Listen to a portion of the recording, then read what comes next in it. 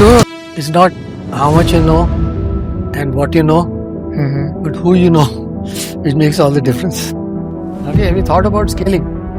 AI are replacing programmers, developers, and everything else. Let's start with the sense like you are 1970s pass out from IIT IIM, right?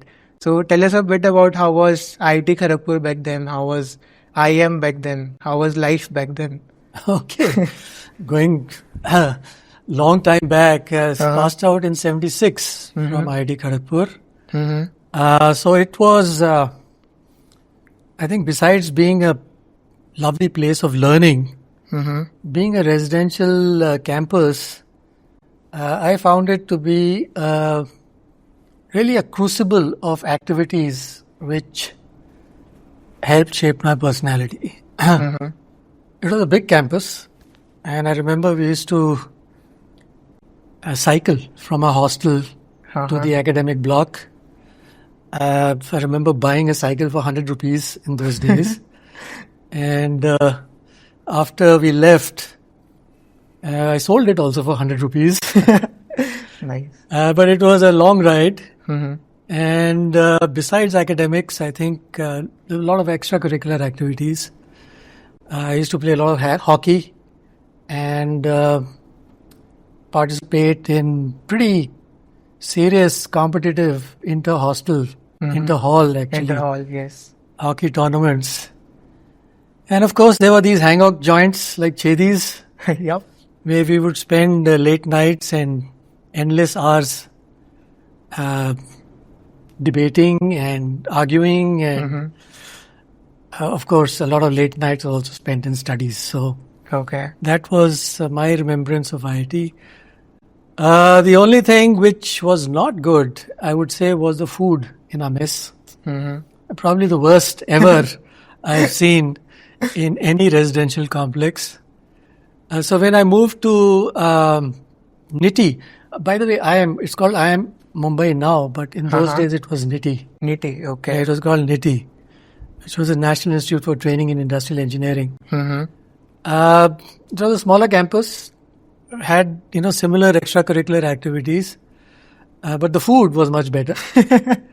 In fact, there were many students who had come from different campuses, other IITs, BITS, and so on and so forth. And they would get into the hostel mess and complain about the food. And I would say, this is the best food I've ever had. So Okay. those are happy days. So I think lovely to reminisce on those days. Got it. So like which hall you were from in KGB? I was in Azad Hall. Azad, okay. Yeah. So I was from RP Hall and I'm 2023 graduate. And when I passed out, I sold my cycle for around 1,000 rupees. So it's like 10x inflation from 1970s. Okay. Nice. Tell a bit about like what NIIT is. How did you started it out? What was the vision back then? Well, after doing my industrial engineering from NIIT, I was hired by a very fine public sector organization called BHEL, Okay. Bharat Heavy Electricals. So I joined them in 78 as an industrial engineer. And I was fortunate to learn a lot because BHEL had some of the most modern mainframe computer systems. And I was there till 82, and between 78 to 82, there was a lot of learning, understanding of technology, understanding of computers. But I needed to get out of my zone of comfort because BHEL was, a nice public sector, a good, comfortable place to build your career. But there was far more which I felt I could do.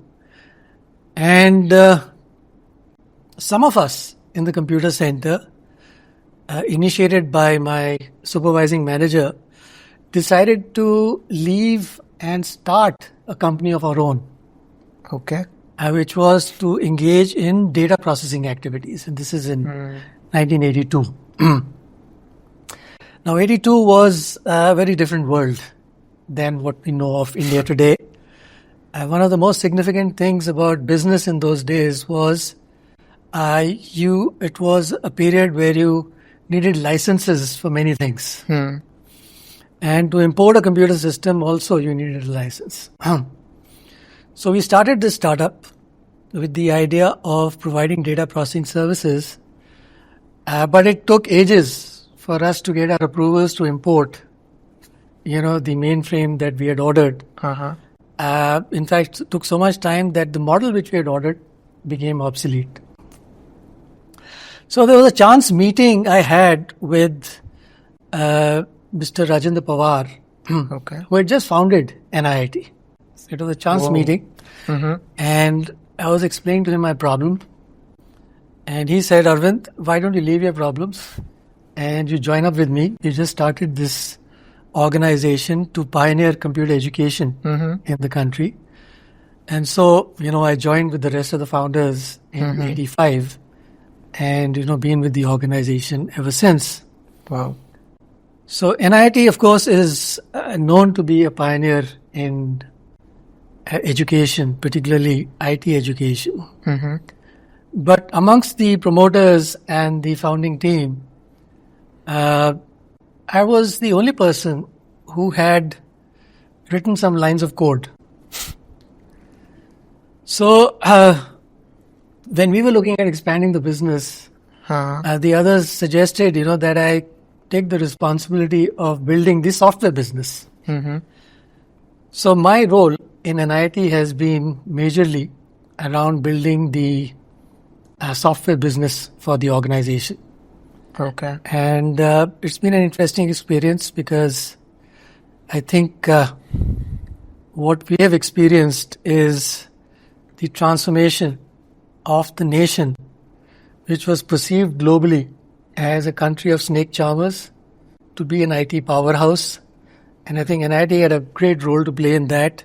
Wow. Not only in providing the talent to the industry, but also establishing itself as a leading software company. Got it. And how did you used to code back then? Because you didn't have the PC, right? And you said you're the first guy who was into coding and the technical part. So tell us a bit about what was coding in that era? Oh, that era, it was very different. Of course, in the late 70s and early 90s, we used to have a machine called a punch card machine. Oh. You would write your code in a language like Fortran or BASIC, and you would punch your cards, and then you would take this deck of cards to a computer center, which it would read and run your program. So, we have lived in those days as well.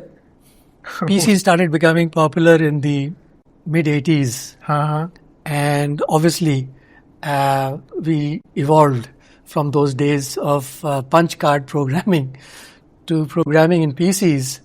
But an interesting thing that this brings up is that while NIIT is known for pioneering computer education, it also had some very significant contribution in software. So in the mid-80s, for example, most of the programming was done in languages like COBOL, BASIC, Fortran. These were known as third-generation languages. Okay. Now, these third-generation languages are languages which only computer specialists could understand.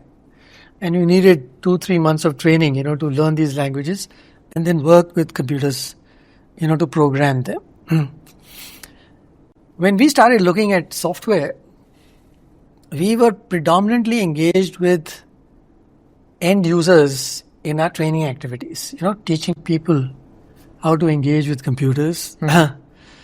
And so we said, if end users need to engage with computers, you need some better technology than these 3GLs. So we went around the world and identified an organization called Information Builders. Okay. They had a software product called Focus, which was the fourth generation language, software, which basically meant you could interact with it in English-like manner rather than learning a language separately. Oh. So we actually brought in that technology. So NIIT actually pioneered the introduction of 4GLs, which is fourth generation language, into the country.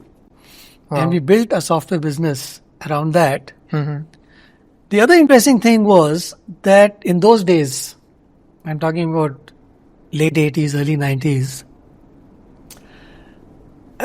people were not used to paying for software. They would buy a computer, hardware, which would cost crores, and they would expect it to work for itself. So where's the question of, buying software separately? Right? It needed to, whatever needed to be done had to be done. And so what was really happening was that hardware vendors at that time were bundling the software and selling it as a full computer system. Whereas we were getting into the business of offering new technology like 4GLs, which meant people had to buy software separately. That was a new concept in the country, a completely new concept. So NIIT also pioneered the whole business of software products distribution. Besides Focus, we tied up with many leading software vendors across the world and started offering that as a new technology to our customers. And we were there to provide the training and implementation support. But getting people to pay for it was a bit of a challenge.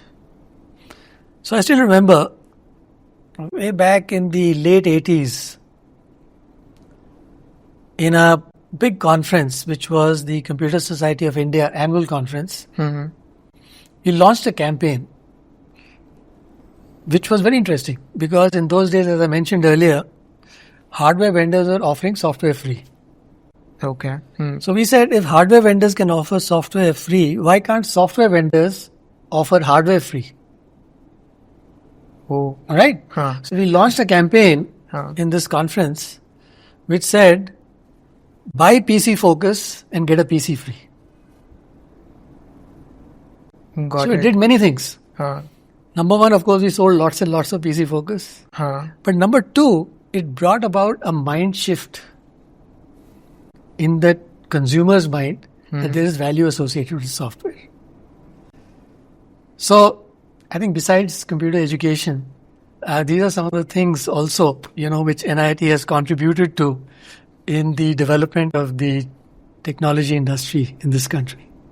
Wow. So you're talking about the pre-globalization, Indian globalization era. That's right. In 1990s. So right now, it's very easy to code, right? AI have come in, you just type in just code a website, right? And you get the output, right? Versus back then, right? It was very difficult even to think of a business in a country like India, right? So what were the challenges back then? And what were the lessons you learned from those challenges while building up an IIT? Leadership lessons or what were the challenges back then? So let me also share with you another pioneering initiative of NIIT in the software business. So we were predominantly in the training business, education and training business, right? So what we would do is we would create talent to be used by companies who wanted to build software, right? That was a predominant business that we were in. We then looked at a very interesting model, which is the model of a teaching hospital, right? A good hospital will always have a research institute where, you create doctors. Like AIMS.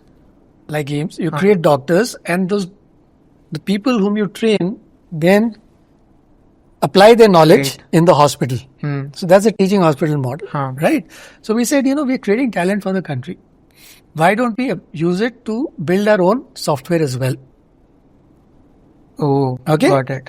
The only problem was that these were fresh out of college, right? So there are no programming languages like COBOL, BASIC and SQL, whatever newer languages were coming.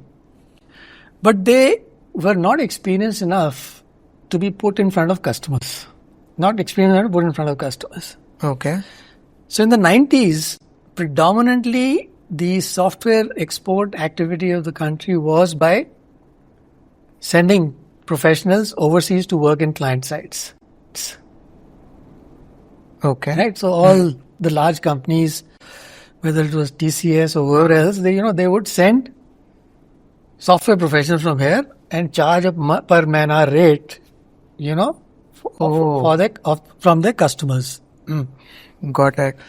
But for us, you can't send inexperienced people. So they needed to be kept back end. Only a few experienced people could be sent in the to interact with customers. Yep. So we actually pioneered the whole software offshore factory model. Got it. So what we did was, we would have all these people who knew various languages, and we had implemented strong software development processes.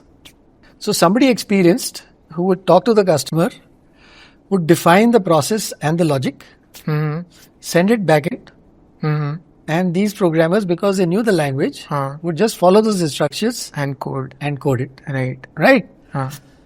So in a sense, we converted this art form of programming into an engineering discipline. And to do that, you needed to have some very strong and mature software development processes. So in those days, and I'm talking about the mid-90s, important framework was developed by the Software Engineering Institute. It was called the Capability Maturity Model, CMM. And CMM defined 5 levels of maturity of software organizations. Level 1 being the lowest and level 5 being the highest. So we embarked on this journey to be a level 5 organization, because if you have strong processes, then you can ensure good quality software even if people are less experienced. So in 99, we were assessed at level 5. And when we were assessed at level 5 in 99, we were the 12th organization in the world. So, since you asked about how software was being built in those days, so you needed to invest in these quality processes, right? Because you had to convert this art form of programming into an engineering discipline. Today, of course, it's no longer relevant. But in those days, that was the way we used to build software. So, like right now, I cannot even imagine that if you are into a service-based business, like you have IT professionals and some of your client hire your IT professional, so you are sending them there, right? Because right now, it is an era of working online, right? The process which you develop, okay, there is someone in the middle who has defined software engineer is someone who will code, give back the software, and that middleman is something who is communicating, right? So right now, if I see for me, it is very common, and it is very interesting to know that you were in the era where you developed this process, which we are using right now. Now it's not relevant. Now it's not relevant because now, particularly now with AI generation, it is completely irrelevant. But this was the way software was built, in those days, and the growth of the Indian tech industry was because everybody now started adopting this approach. Right? So, in the late 90s, early 2000s, everybody started building these software factories. Why? Because when you send somebody overseas, it's more expensive. Yep. Whereas you build it offshore, it is cheaper. So the value proposition was on this labor arbitrage. And so, customers just started coming in, and India became the offshore capital of the world. Got it. Until now, India is seen as that in the technology world, that you outsource the engineers from India. Absolutely. Wow. Also, when you talked about you were sending the engineers to the client at that time, so was there a problem of poaching the engineers, right? So right now, where I'm coming from is, so in the service-based business, Chef Cart is one in Gurgaon, where you can hire a chef from the app itself, and they will come to your home, they will cook, and they will go back. Everything will be handled by the chef cart, right?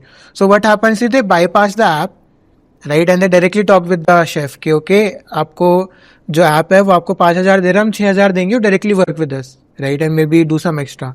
So back then was the issue with engineers as well, when you send the software engineers to work in the client company, sit in the client office. So were they poaching those engineers? Let's say you were paying them. Yeah. It used to happen. It used to happen. So if they see very good talent, they would make an offer, and absorb them. Some of these things would happen. But normally, you would have contracts in place, which would take care of that. Okay, if you want to hire the person,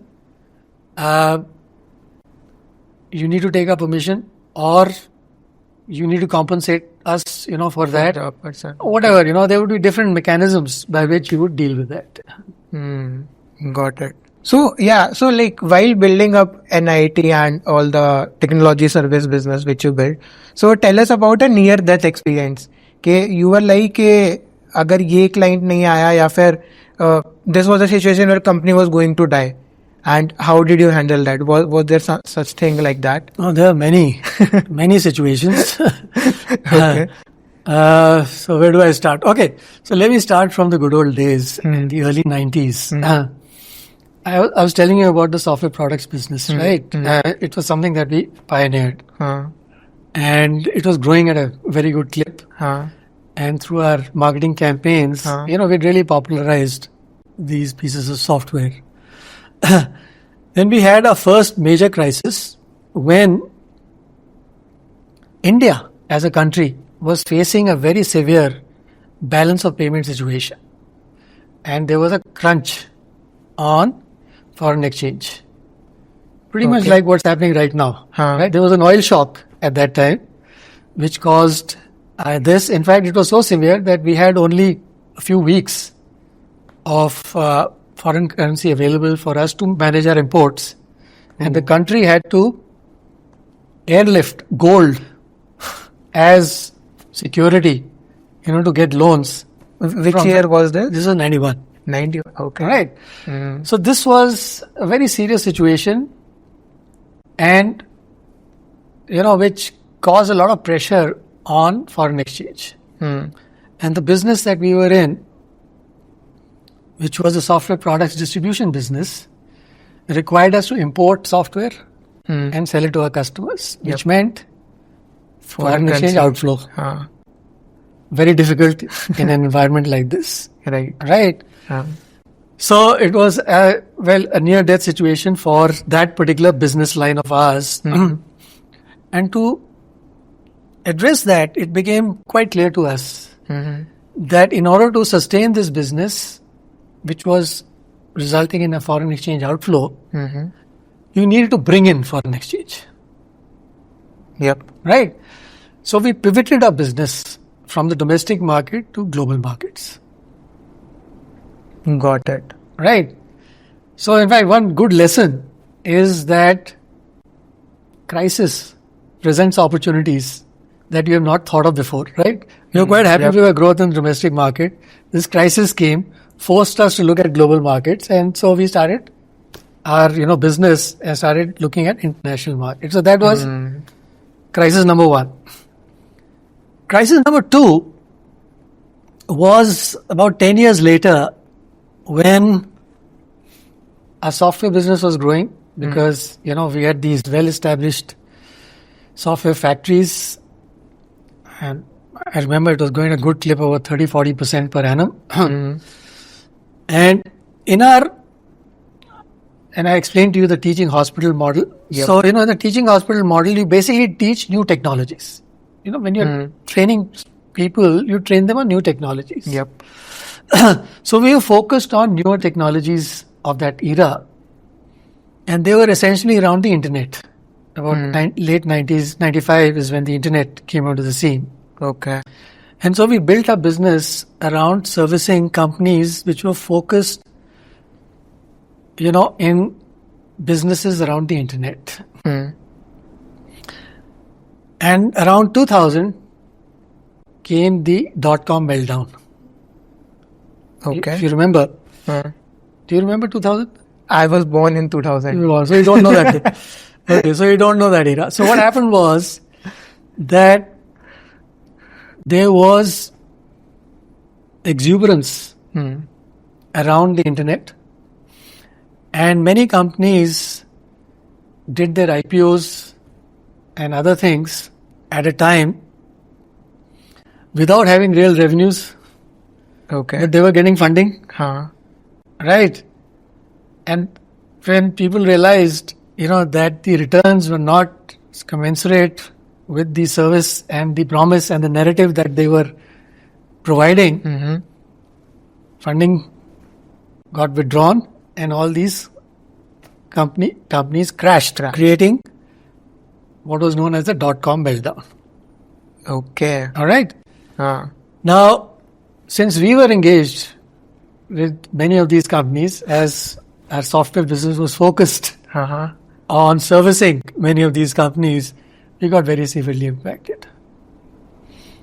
In fact, for the first time, I remember, I think it was in 2001, we actually had to give a profit warning that we're not going to be making any profits in this particular quarter. So another very serious situation. Imagine. So again, at that time, we obviously needed to take some drastic measures. Number one, learning from the previous crisis, we had to pivot the business out of .com into what was traditionally known as legacy applications, maintenance of legacy systems. So there was one business pivot that one needed to do. But more important, we needed to save the company. And because customers had gone away, so there were no revenues, which meant that you needed to cut back. Okay.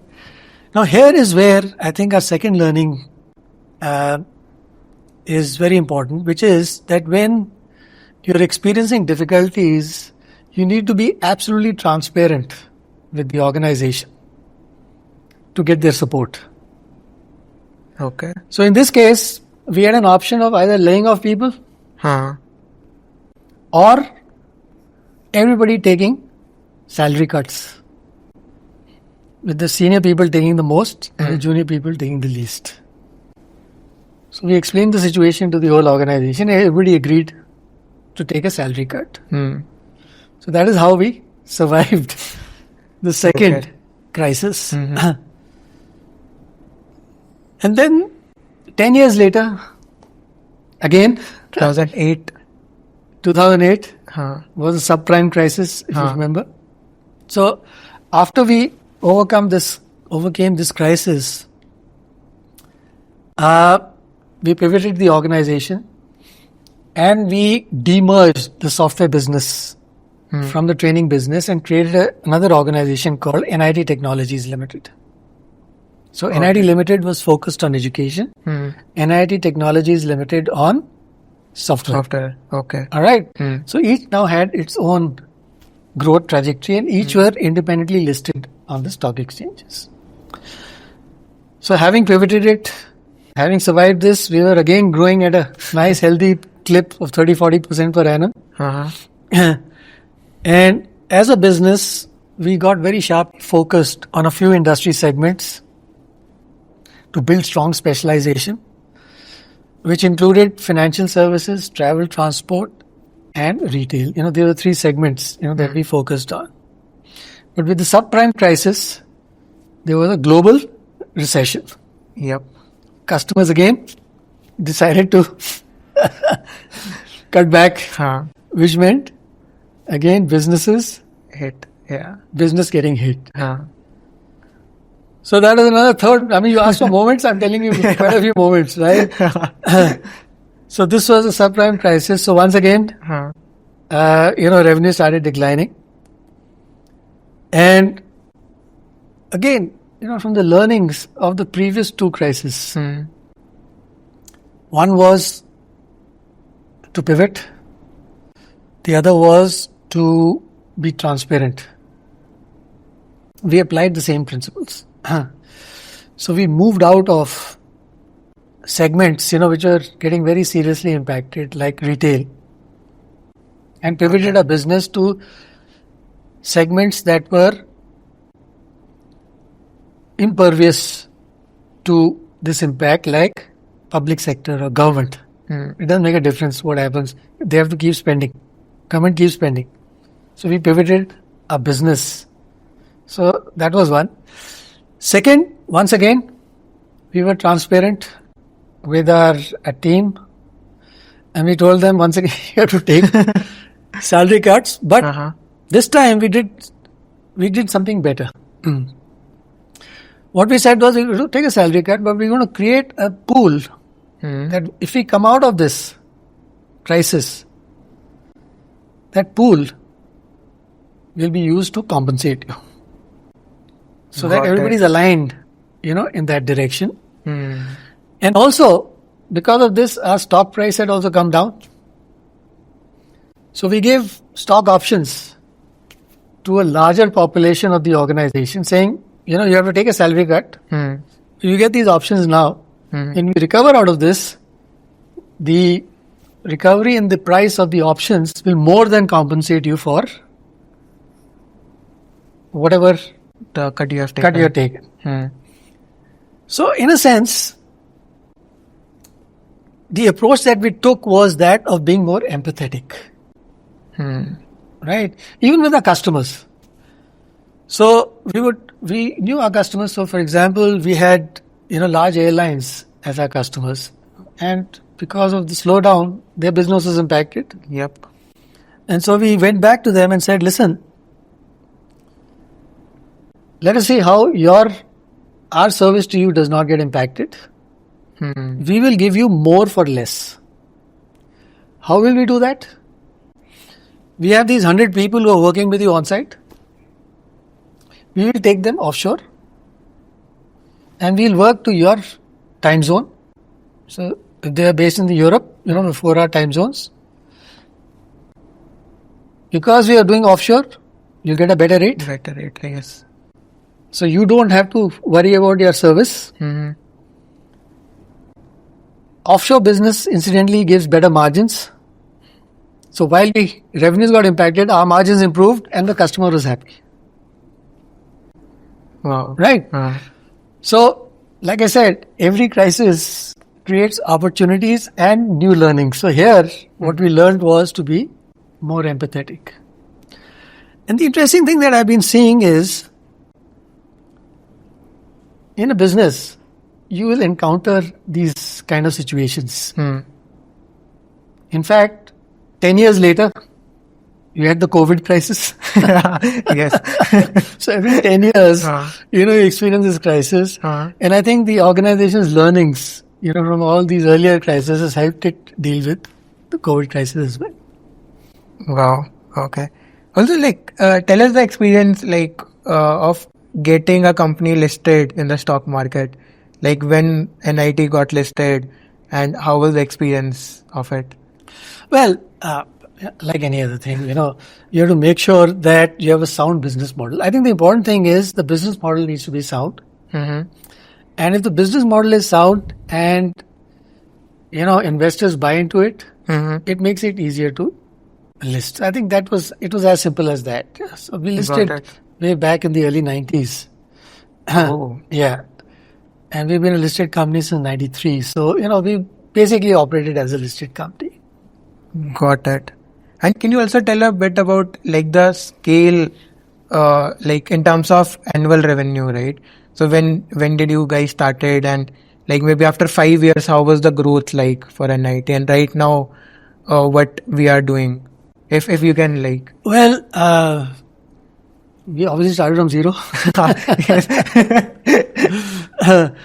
But I can talk about NIIT Technologies because that was the company which I was running, which in 2019, as part of a very orderly succession plan,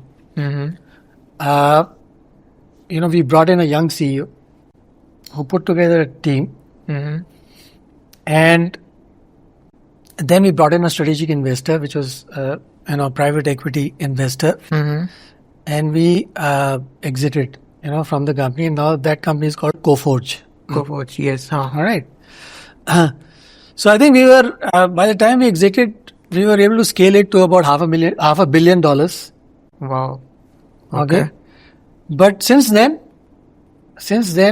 Coforge is now, I think, more than $2 billion. So this succession has been extremely successful. Got it. Because it has led to, I think, a new phase of growth for the organization. Got it. And talking about like the core of people's culture, right? What makes them keep working for the organization, right? Keep working for the customers which you have. Core learnings which you like kind of engraved in the people who are working for NIIT, right? And which actually help them be motivated and keep working. Okay. So let me go way back, when we just started the organization and we were growing. At that time, we were a small organization. I recollect we went for a business offsite, to look at the future of the company. And we invited, because we were very young at that time, full of ideas, wanting to do many things. So we brought in a professor from IIM Calcutta to moderate our discussions. Okay. All right. This was an offsite in Kathmandu. Okay. And there was a big discussion that almost took a full day, where we were discussing whether for the organization, whether its people are important or its customers are important. Okay. All right. Customer is king. I mean, that is the management philosophy, right? Customer is king because, all the money and revenue comes from the customer. Right.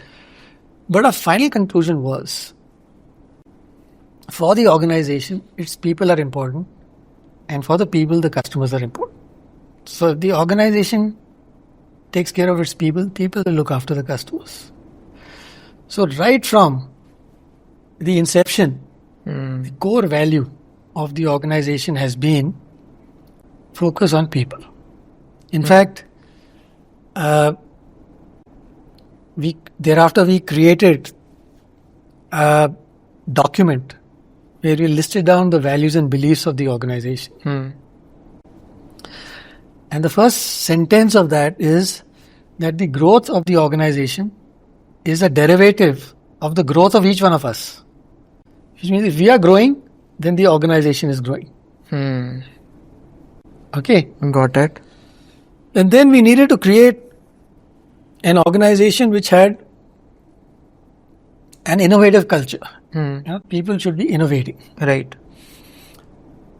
And we concluded that if we do not allow people to make mistakes, how will they innovate? And maximum learning happens from your mistakes. Right. But obviously you can't make the same mistake twice. There has to be learning. Has to be learning, right, from that mistake. So in that values document, we actually written down, it's in writing. You're allowed to make mistakes as long as it contributes to your learning. I mean, many people have, documents associated with values and beliefs. I've never seen a document in which it's written that you can make mistakes. All right. So that is the emphasis. That was the emphasis, that we have on people, which is what has really contributed to the growth of the organization. Got it. And when you say people growing, right, the growth term which you use, so like how do you define growth? Like it is a financial growth, it is mindset growth, it is like maybe skill-wise growth. So how do you define that growth? Well, for people, it is development. Right. See, what I've seen is, particularly in the tech industry, what really motivates people is their personal development. I mean, compensation is important. I'm not saying compensation is not important, but compensation needs to be aligned to the market. You can't be paying people less than what others are paying. Definitely. As long as that is taken care of. What is really important is the individual's development. Am I learning something new? Have I been able to contribute something which is added to my body of knowledge? Because for a knowledge professional, that is what is the real asset. How much am I learning? Right? So again, in the organization, we actually have created a metric, a framework where for every role,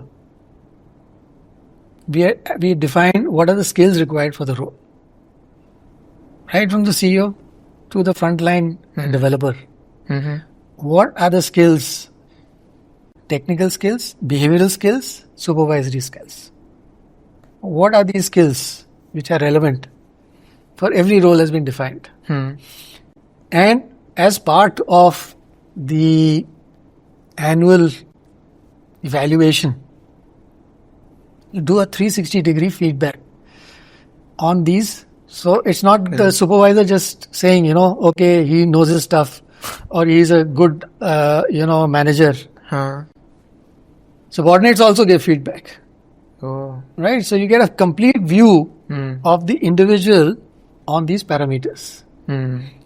It helps the organization in many ways. It helps the individual to figure out what are the things that he or she needs to work on to grow.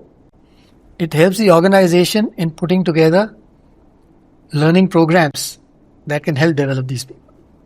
So that is what, those are the kind of systems and processes that were put into place to Got it. motivate people. Got it. So, I've been, I've worked for 2 years in organization like Zomato, right?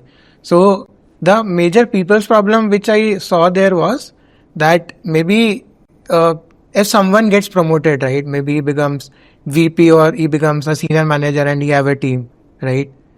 There is also certain ego which comes with that. Okay, maybe a senior to him can give the feedback, but not the junior, right? So is it like a generic problem which you faced while your organization was growing? And if yes, were you able to find a solution to it? The ego problem associated with the power or maybe the promotion which you give to them? Well, it all depends upon the culture of the organization. Okay. Right. So I am not familiar with the culture at Zomato, but at NIIT, we were all on first name basis. All right. So the front end supervisor would call me Arvind. And so there's no question of any ego. All right. And so we all on first name basis, and no sirring. Absolutely no sirring. So the moment you remove some of these barriers as part of your culture, these issues don't come. Got it. Then, everybody is working collectively together. We're all equal. I respect your knowledge. I respect your experience. As a supervisor, I may not know everything. But I should be good in something. My people working in my team will respect me for what I'm good at and support me in all the areas, which they are good at, but, I need support. So that's how you work as a team in an environment which is, democratic like this. Got it. Actually, I learned this from KGP itself, right? Because initially when juniors come in, they tend to call senior sir, right? And we that time correct them. Don't call them sir, right?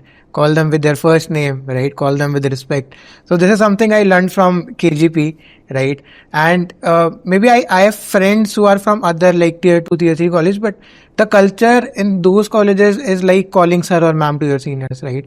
And now coming to the corporate world, I've seen that difference, right? So people who come with that kind of culture, calling sir or ma'am to your senior, so they are always they tend to think themselves they are not the decision maker, right? They are not basically very confident in taking out decisions, right? But when this culture, sir or ma'am culture is gone, then you actually are very much confident to talk to your senior, as you said. Well, the organization has to make the person comfortable, right? But if the culture of the organization is expecting that, it becomes that much more difficult for somebody new to go against that grain. So, it's always better to have an open culture because that allows people to share their thoughts and ideas. And so, you are not the only person who is thinking about the organization. Everybody is thinking about the organization. Yep. Got it. So, also right now, today most of the entrepreneurs are let's like build some kind of product maybe for 3-4 years. You take it to a stage and then sell that particular business, right? And there are only like few of them who think of going along with the business and taking it to maybe stock market and doing the IPO, right? So did you anytime thought of selling the business, and yes or no, right? And also, like, what pushed you to take the business to the stock market instead of like taking the decision to sell and get some cash in your pocket and then enjoy the life, maybe build something else? Well, I think all depends on circumstances, right? Mm-hmm. So if you are addressing a problem in a vast market which is growing, and you've built some high switching costs, and you're cash flow positive, then you can be independent, you can continue. Right? And many organizations have done that. We had a joint venture with an organization called ESRI, which provides specialized GIS solutions, Geographical Information System solutions. His founder, Jack Donjamount, he's a leader in this space, but he's not gone public. He's quite happy, right? Because he meets all these criteria. Zoho is a good example in India, right? Which also meets all these criteria. But where, for example, you have a feature in your offering which is risky, right? Or you have, let's say, a distribution bottleneck, or cost of acquiring customers are high, or you need significant capital to scale, that is when you have to part with some equity, Right. and bring in somebody who can help you with some of these things. Right? So it all depends upon the situation and where you are. Got it. So, like you mentioned about the dot-com bubble, right, in 2000. Yeah. And you said that the valuations were like wild during that time. Correct. And right now we are seeing the similar trend with .ai as well. Right? People are just pumping in money. Valuations are going wild. Maybe some will survive, some will not. Right? So, like, do you want to share some learnings from the dot-com bubble, which may be replicated in .ai bubble, which is right now going on, and maybe the young entrepreneurs can learn from that and maybe change the the dot-com meltdown and the AI boom that we are seeing right now. They share quite a bit of the same euphoria. But if you look at the underlying structural DNA, it is quite different. So in the dot-com time, the companies were highly speculative, premature, and unprofitable in their IPOs. Okay, in many cases, in 97 they would form the company. The classic case of e-toys. And they created this online thing for selling toys, beat companies like Toys R Us and all these guys in the game. Valuations went to some billions of dollars. Could not service clients during Christmas because you need warehouses and all kinds of things to provide that service. Yeah. Immediately after the IPO crashed. Okay. So that's what I mean by highly speculative, unprofitable IPOs. Second, is that the business metrics, or rather I would say the narratives, were far removed from reality. So businesses would talk about eyeballs, but no real revenue. Right? That was the characteristic of the .com, which is what resulted in its crash. Right. If you look at the current situation, the boom is happening because hyperscalers are using their reserves and free cash flows to make investments. So it's real money, that is being put in creating infrastructure, which is giving real revenues as returns. So there's nothing speculative about it. So there's a fundamental difference between the two. So the point here really is that this AI is here to stay. All right. And that I think we better align ourselves, to build businesses that take advantage of this. And for that, the real lessons over here really are, you need to focus a lot of data, because there's no AI without data. Yes, exactly. Right. So you need to understand data. You need to create, your data moats to build your solutions, which are unique to yourself. Yep. Right. And so I think there's a lot to do in this space. Focus on workflows, build verticalization so that you understand that domain and can provide solutions, very specific, to those domains to succeed in this space. Got it. And let's say if you were like 24-year-old today, right, and you wanted to start a company, maybe in the AI domain, looking at the current scenario, right? So like, how you would do that? Also considering you had the experience of building an IIT, like from 1990s, then facing the 2000 wala correction, right, and all that. So like, how you do? Well, first of all, I'll focus on the operating model.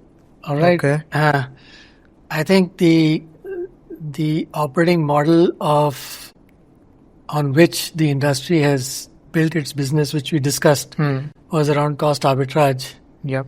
That is no longer as valid. I would say no longer valid. Okay, because agents, AI are replacing programmers, developers, and everybody else. Right? So there are no bodies to sell. How do you charge on a per man hour or a per man month basis? Okay. So fundamentally, the business model has to change.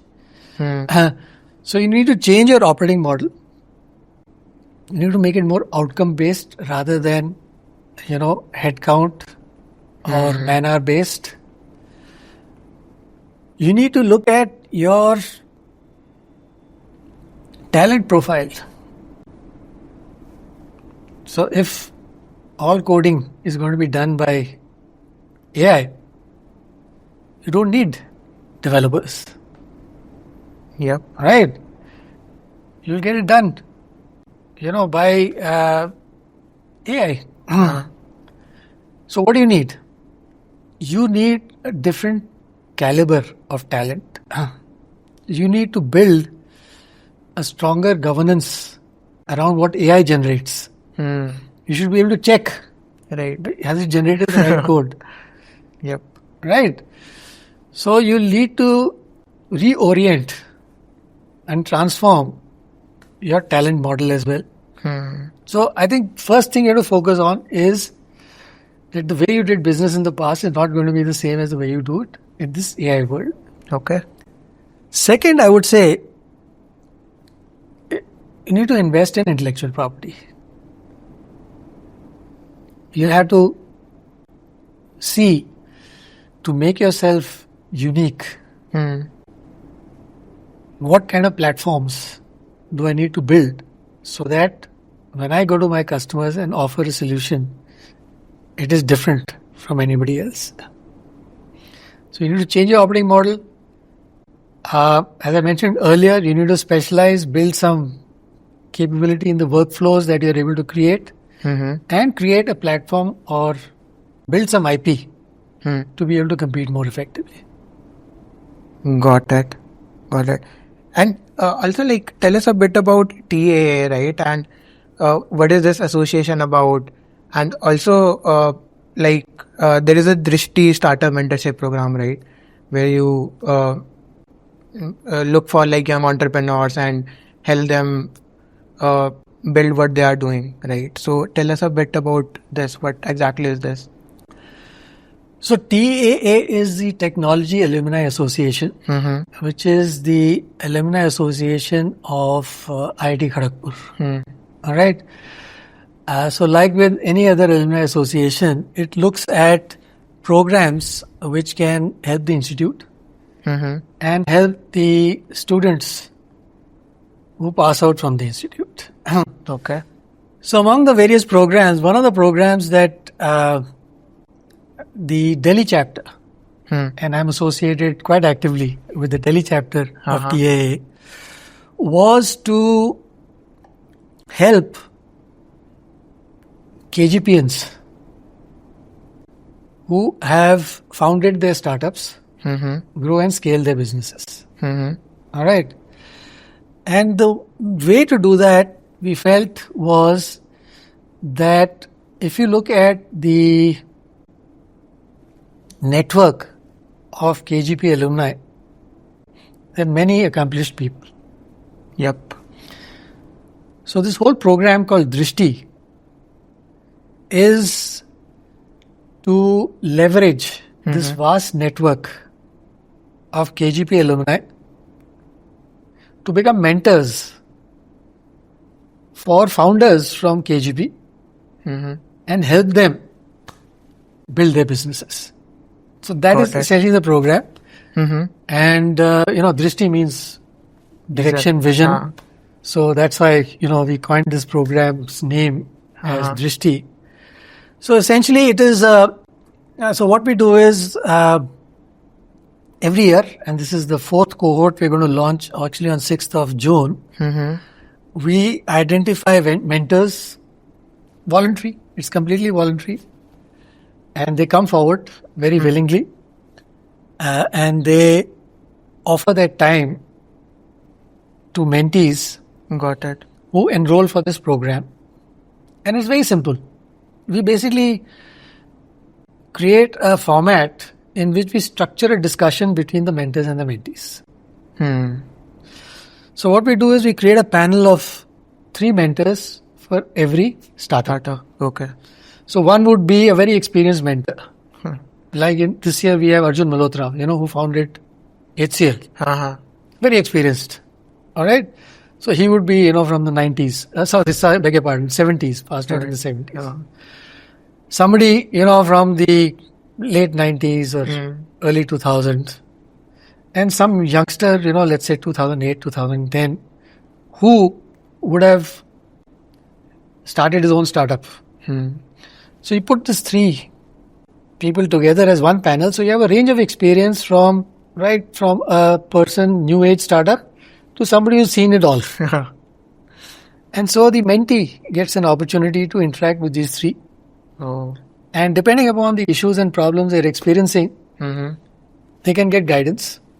And what we do is we structure it so that these meetings take place at 1 month intervals, just for 1 hour. Okay. So, you're not consuming too much time of everybody. But in 1 hour, the advice that the mentee gets, tries to implement it. Next 1 hour, it's reviewed. Course correction is done.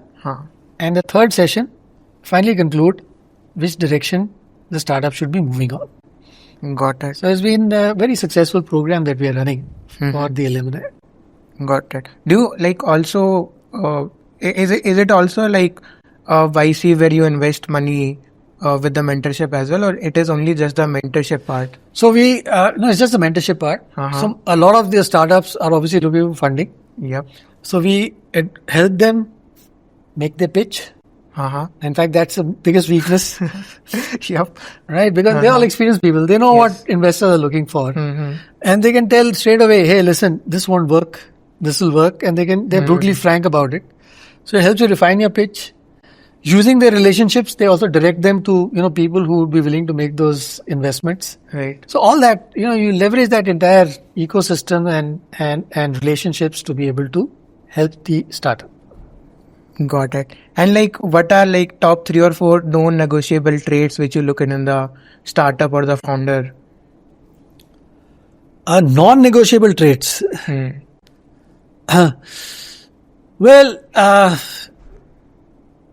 Let me put it this way. Number one is, irrespective of whether you're a founder or a supervisor, there is one thing which I have found to be very useful to understand is that a supervisor's role is not to supervise, but to create a superior vision. Okay. So when I supervise, I actually shift the responsibility from myself to my team. Let's say if I'm giving you directions, you've told me to do this, I'm going to do it. Right? So, the responsibility of the team actually comes on to me because I've given the direction. On the other hand, if I define a vision and a direction and I align the team to that and leave the team, then they will work for themselves. They'll work for themselves. Right? And you don't become the bottleneck. So the important point is set, I would say, an engaging vision. People should get excited about what they are doing. Whole team should be excited. And a vision should not just be, the founder's vision, but should actually capture the collective aspiration of the whole team. So, important thing is for a leader and a supervisor and a founder is to create this energizing vision. That is point number one. Okay. Second is don't raise capital to survive. Capital should be raised to accelerate a running engine. Makes sense, yes. Right. That is extremely important. Very often we get caught up in valuations. Whereas I think the important thing is, that's the third point, focus on the business model, not on valuation. Yep. I would say these 3 would be the fundamental tenets for a founder. Got it. And what's the red flag if you say in the founder or in the pitch deck, you're okay, this will not work. It just struck it when you look at that red flag. Maybe in the business they are building, maybe in the founder, how he's thinking about building a business. Well, there could be many red flags. Yeah. Right? I don't know one thing which can be a red flag. But, I am... there's an old colleague of mine. We worked together at NIIT. And then he became a professor at MDI, Management Development Institute. And he's written a very, very nice book for startups. It's called Funding Your Own Startup. Okay. And Other Nightmares. Okay. You can get hold of the cover page of this book, show it on your podcast. Very useful. To address this question of yours. So he came up with this very, very interesting, simple framework on what investors look for in a startup. Right? And he called it persistent. Okay. Where it's an acronym where every letter stands for something. So P is, do you have a product or a service for which people are willing to pay money for? right? Right. It should solve a problem, but people should be willing to pay money for it. Right. That's a P. Huh. E is what's your earning model? Is there, how do you make money out of it? What's the unit, profitability that you get out of that? Mm-hmm. R, have you evaluated the risks associated with, this business? Okay. S is the size of the market. Are you going after something significant, or, you're Very small. talking about something small? Right? I, what is something unique? Innovation. What is something unique? Do you have some IP? Do you have some process? Do you have, what is unique?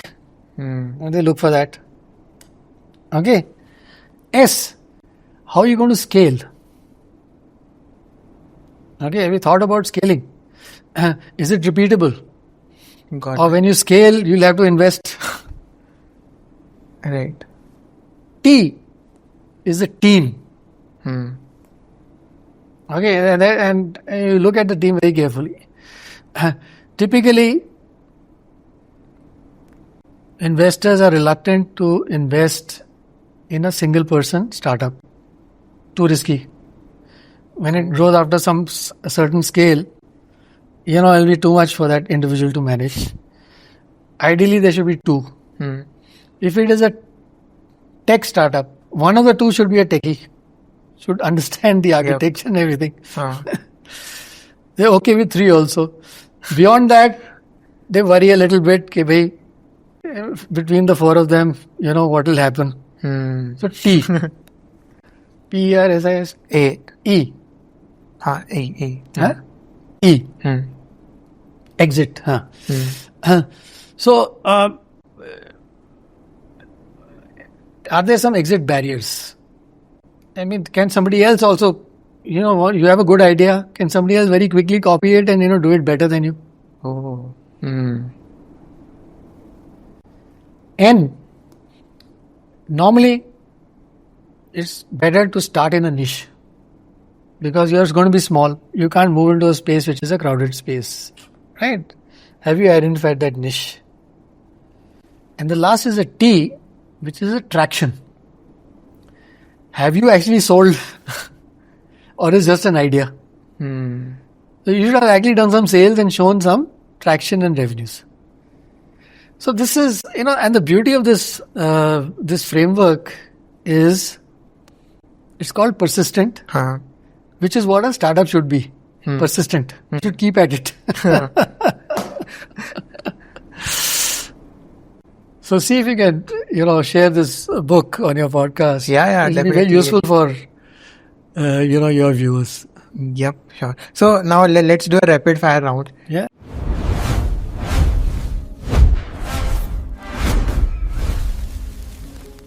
So, what was the absolute best spot to hang out on the KGP campus back in 1975? Chedis. Okay.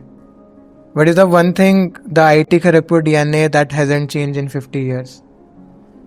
Food. I went last year, the food was the same. Okay. If you were a student at IIT KGP today, what would be your side hustles? What would be my Side hustles. side? Side hustles in the campus. I didn't get that. So Side hustle. Side hustle, yeah. Oh, side hustle would be what would it be? Yeah, good question. Yeah, side hustles would be. I have to think. Yeah. Maybe some activity you were interested in. Activities are there, but you said a side hustle. Do something on the side. I would probably make some electronic equipment. Okay. .com bubble or AI boom, which one feels fundamentally more disruptive to you? AI bubble. Okay. What is the best piece of business advice you have ever received? Focus on relationships. It's not how much you know and what you know, but who you know, which makes all the difference. Got it. What's a book, movie, or a habit that kept you grounded during your intense scaling year? Oh, C.K. Pralad's. I found the name of the book, but it was on strategy. Got it. What bring you peace more days, like closing a massive strategic deal or a perfect day playing golf? Perfect day playing golf. Okay. And why you love golf? Because it's a social game. It's one game. It's the only game you can play with people with unequal skills. Let's say if you're playing badminton or tennis, if your opponent is not as good as you won't enjoy it. Yep. But in golf, it does not matter. Got it. Although, can I sometime be part of your golf session? I'm also trying to explore golf. Absolutely, absolutely. But one thing you must really do is take formal lessons. Okay. All right, at least 6 or 7 formal lessons. Because you have to unlearn a lot of things. Okay. Like if you played hockey or if you played cricket, you tend to use force. Yep. You have to unlearn that in playing golf. Got it. It's all about smoothing your swing. Got it. And 2 startup ideas which you would build if you were 25 or 24 today? Well, startup ideas would be predominantly in the deep tech space. And I would also talk about senior living. Okay. Got it. So yeah, that was it about the podcast. Can you, just as an end note, can you ask the viewers to subscribe to the channel, a bit about why the KGP young entrepreneur should enroll to, or maybe try to become part of TA or District Startup Mentorship Program? Well, first of all, thanks Kartik for this conversation. Wonderful to have 2 KGPians having a conversation with each other. So obviously, as 2 KGPians, we would like to encourage you and welcome you to become members of the Technology Alumni Association. One of the programs that we shared with you was around Drishti, which is a program particularly useful for startups who are founders from IIT Kharagpur.